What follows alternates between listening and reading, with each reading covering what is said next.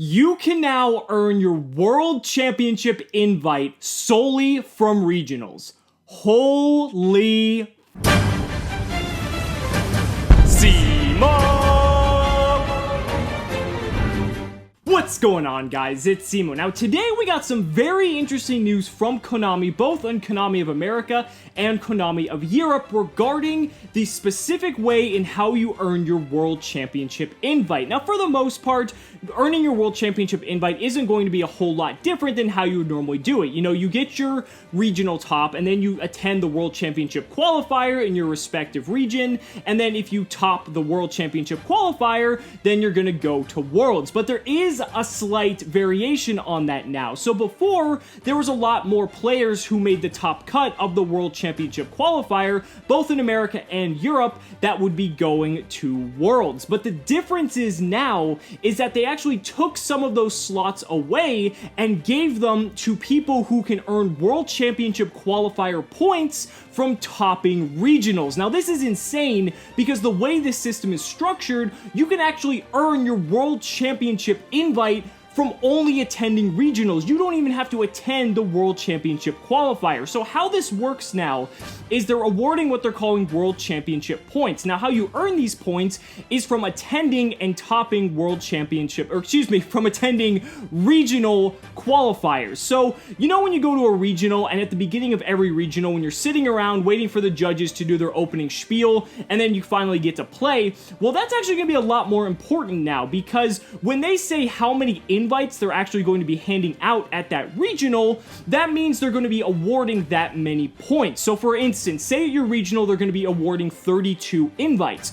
Well, first place has the opportunity to earn 32 World Championship qualifier points, and then second place will earn 31, third place will earn 30, all the way down to 32nd place, which will earn just 1 point. But the cool thing about this is that it actually makes regionals matter again, because say for instance you win 3 regionals that gave away 32 invites each. That means you've accumulated a total of 96 World Championship qualifier points, and if you have the most points, or if you're in like the top 2 or top 3, just depending on which region you're in specifically, you will actually earn your invite to the World Championship that way. So breaking it down a little bit more, why this is really interesting is because it actually matters not only for attending regionals, because most of the time once you get your invite, you know, you're pretty much all said and done. You don't have to attend a regional for the entire rest of the year. But what's cool about this now is that it actually incentivizes good players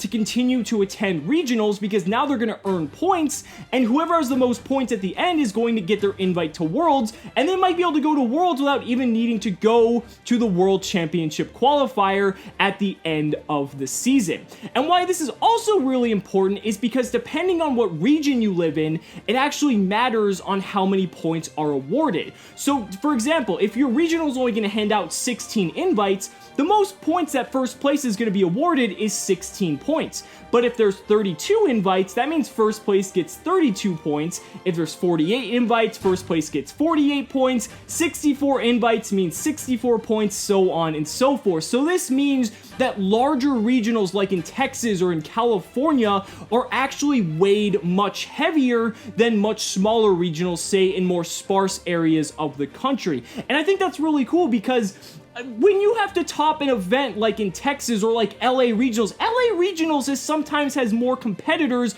than a fucking YCS. So I think it's really cool that they made it weigh this way, because if you win in LA Regionals or if you top in LA Regionals, it actually carries much more weight than if you were to just top, you know, a regular regional in just a much more lower dense, population dense area. So I really love that it works this way. Now, I mentioned earlier how they're taking spots away from topping at the World Championship qualifier. So specifically, before the top 6 players from North America would be going to the World Championship. But now what they're doing is only the top 4 from the World Championship qualifier in North America are actually going to go to Worlds. The difference is they gave up 2 of those slots for North America, and, or excuse me, 2 of them for the United States and 1 of them for Canada. So the cool thing is, At the end of the season, let's say, again, you've topped your 3 regionals, or let's say you got first place in those 3 32 invite regionals, you have 96 points. If 96 points is the highest number of points out of everyone else who topped regionals, then that means you get your invite to Worlds. So 2 players from United States and 1 player from Canada, specifically talking about North America, are going to be awarded these special type of invites. Now, Europe works a little bit differently. Europe, only the top 2 players from the European World Championship qualifier are going to go to Worlds. And then for this new regional point system, there's going to be 1 for the UK, 1 for France, 1 for Germany, and 1 for Italy. So again, why I really love this is that it really makes regionals matter again. You know, way back in the day, before a lot of you guys might have even played this game, to get your invite to the World Championship, you had to top 4 a regional. And then Konami realized that might have been a little bit too rough, so then they made it top 8. But then again, they probably realized that either, you know, it's a little bit ridiculous to get that, or they wanted to have more players attend the national championship because they make more money that way. So then they extended it to making them hand out a lot more invites depending on the population size of the entrants for the regional. Because now you have invites for top 24, top 32, top 48, top 64, all these different things.